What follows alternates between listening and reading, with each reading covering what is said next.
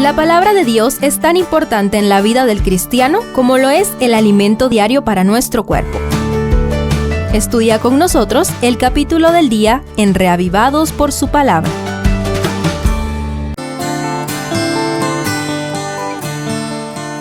Hechos 17 nos hace seguir los pasos de Pablo y sus compañeros de Macedonia a la cuna de la cultura griega, Atenas. ¿Qué podemos aprender de las 3 ciudades donde predicó el apóstol?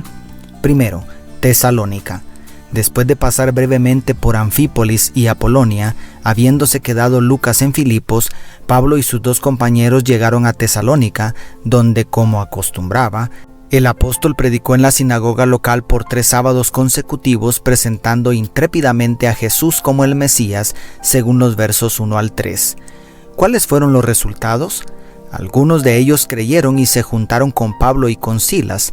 Asimismo, un gran número de griegos piadosos y mujeres nobles no pocas, según el verso 4.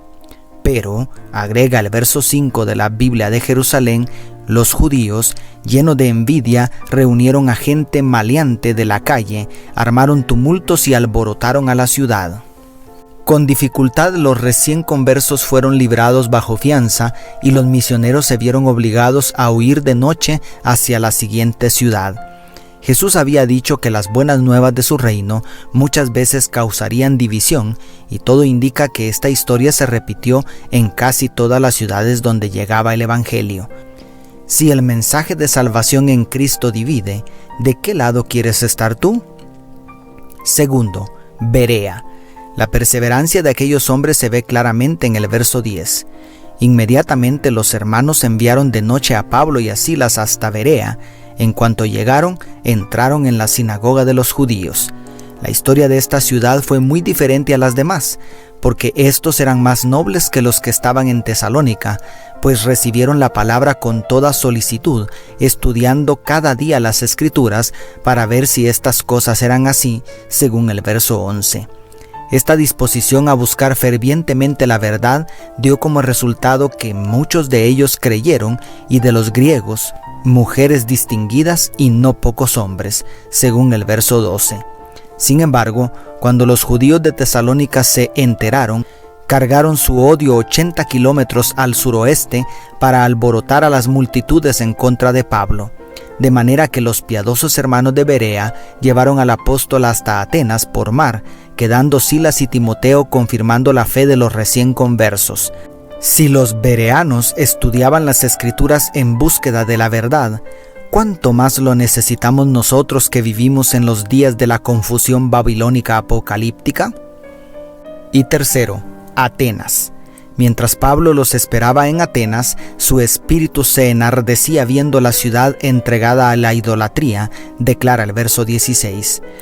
También visitó ahí a la sinagoga, pero parece que los judíos de Atenas habían sido contagiados del escepticismo del lugar.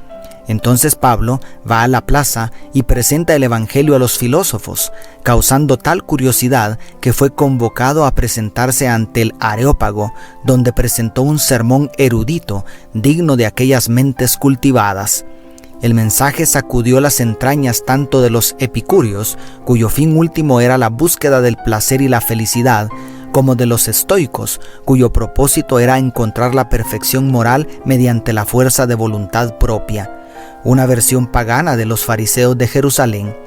Aproximándose al clímax del discurso, cuando denunció con mucho tacto la incoherencia de la idolatría, les hizo un llamado al arrepentimiento considerando el juicio venidero.